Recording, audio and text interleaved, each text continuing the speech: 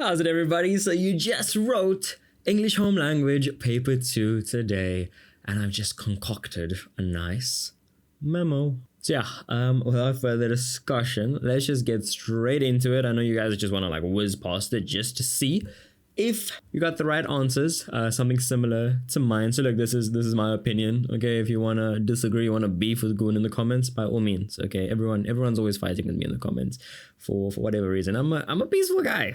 Okay, Solitude by Ella Wheeler Wilcox. Also, how was the prediction video? Yeah, you're welcome. I tried my best, and yeah, if you watched the prediction video and you prepped accordingly, you should have been fine. So, in the poem Solitude, the speaker expresses the idea that despite moments of connection to others, people are ultimately alone.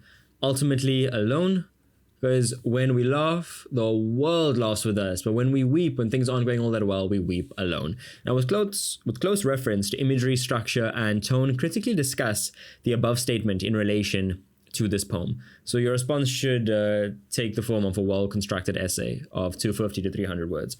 Okay, look. So anything along these lines should have scored you the mark, right? So Ella Wheeler Wilcox, right, our speaker. Her poem Solitude, it explores the paradox of human connection. Also, it would be nice if someone, like my timestamp person, if you can make little timestamps in this video just so everyone knows where everything is. Okay, thank you. Thank you. I love you. I appreciate you.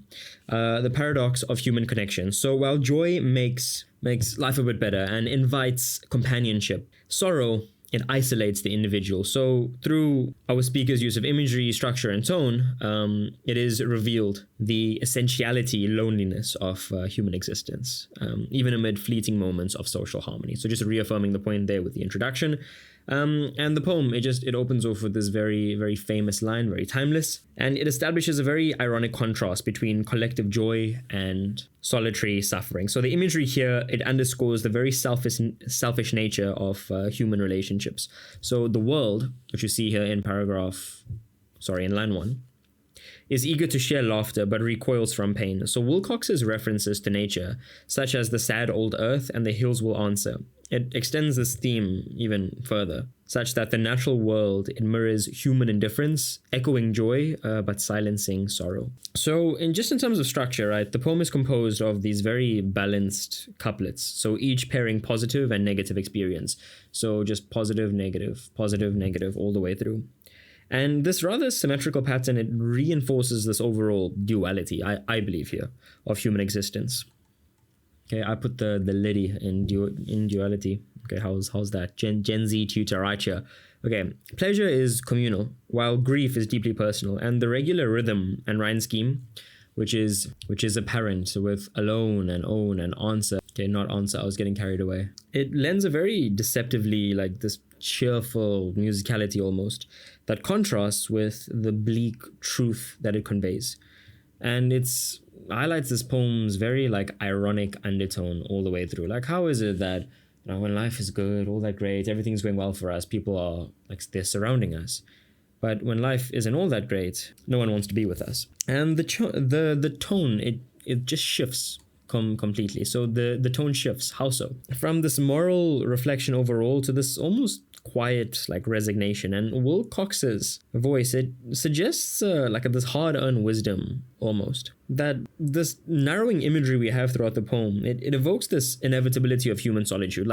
This solitude, it's inevitable, it's going to happen regardless, because eventually we must suffer. Suffering is a part of life. It's a test, despite society's celebrations of joy.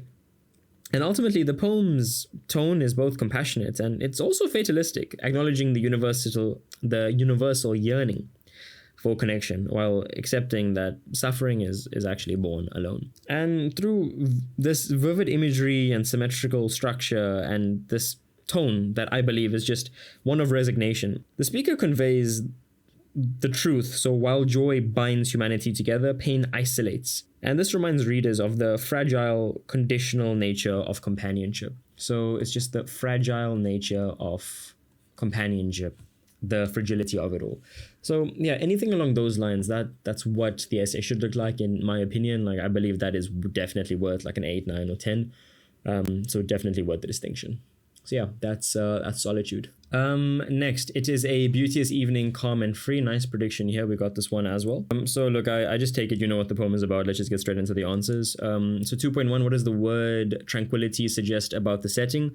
So tranquility, it suggests that the setting is it's peaceful, it's calm, it's serene. Okay, it's anything along those lines, and that reflects the harmony between nature and the divine. Okay, 2.2, account for the speaker's reference to a nun, which is line 2 in the context of the poem. So a nun, so this comparison here, this simile as quiet as a nun, this expresses that the evening is got this sacred meditative quality almost, and like a nun, the evening is pure, it's silent, it's devoted to God. Okay. 2.3, the figure of speech that is apparent here, the mighty being like thunder everlastingly, this is going to be personification.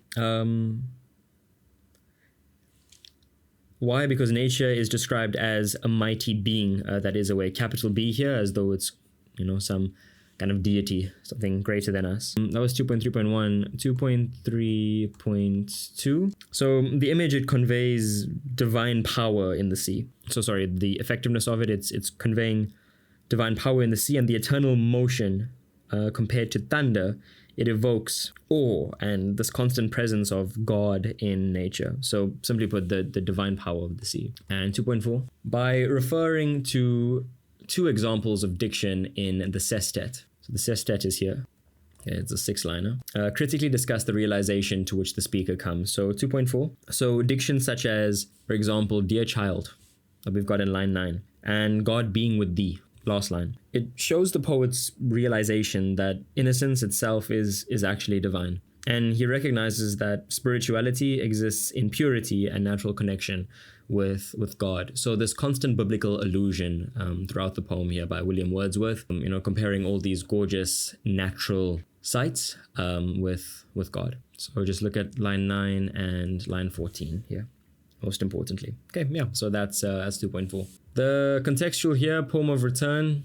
Yeah, I got this one a little bit wrong. Strange that they would ask this one again, even though it's already been examined, but yeah, they wanted to play around with you guys. So 3.1, what does the title of the poem suggest about the speaker's feelings? Give 2 reasons. So the title, it suggests a return that is filled with emotional pain rather than joy. 3.2, account for the repetition of the phrase bring me throughout the poem. So bring me, it conveys the sense of urgency and insistence. It reflects this determination to face reality and suffering rather than escape from it. So just its urgency, insistence. 3.3, refer to line 14 here. And a thread of anger snaking from their eyes. So identify the figure of speech in this line. A thread of anger snaking from their eyes. This is going to be personification. This is effective. Why? Because it portrays anger as alive and dangerous, and it shows that showing this level of suppression of anger, but also spreading emotion among the people here at large. So alive and dangerous were key here. 3.4.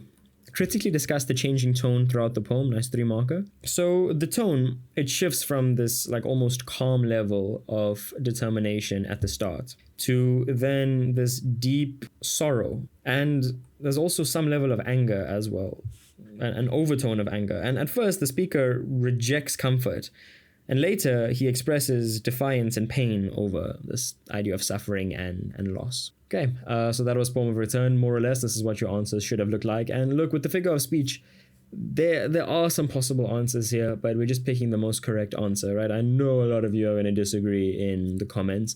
But yeah, I had a chat with a couple other tutors, and yeah, this is kind of what we figured. Okay, This Winter Coming by Car and Press. So let's get straight into it. Refer to lines 6 and 7. So we're looking here. What does the word shroud reveal about the sky? So shroud here, it suggests that the sky is dark and death-like. 4.2, the repetition of who is not frightened. So who is not frightened? Who is not frightened? Who is not frightened? Who is not frightened? Okay, 5 times. We need to account for the repetition of it. So this repetition, it emphasizes this widespread fear and shared suffering. It also challenges the reader to face this social decay and just this total emotional desolation here of what is coming.